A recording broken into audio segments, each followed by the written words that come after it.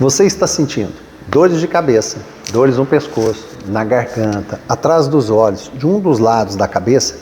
Já procurou todo tipo de tratamento e ainda não resolveu? Fica comigo nesse vídeo que eu tenho uma dica. Para dores de cabeça, pescoço, um dos lados da cabeça, atrás dos olhos, garganta, você já procurou tratamento e ainda não resolveu? Você pode ter, essas dores podem ter relação com DTM e bruxismo.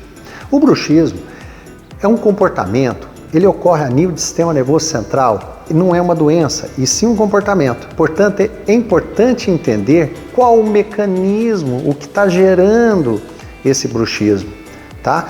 E nem sempre não é correto o uso de placa e botox. O uso da placa é muito específico para um tipo de bruxismo.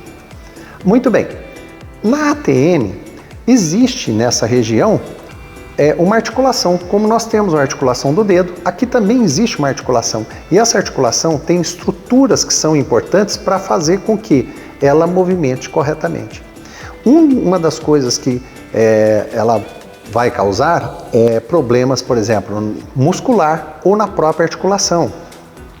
E gera dor, gera travamento, ou seja, limitação de abertura, pode gerar zumbido, ou seja, tem vários fatores que podem estar correlacionados a essa disfunção.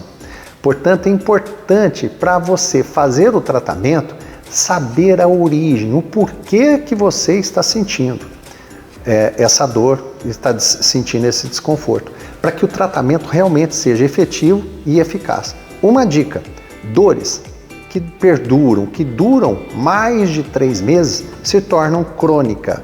E aí essa dor crônica se torna uma doença. Portanto, é importante ter um profissional adequado, qualificado. O cirurgião dentista especializado em ATM ou que entenda de ATM é um profissional capacitado para poder lhe ajudar.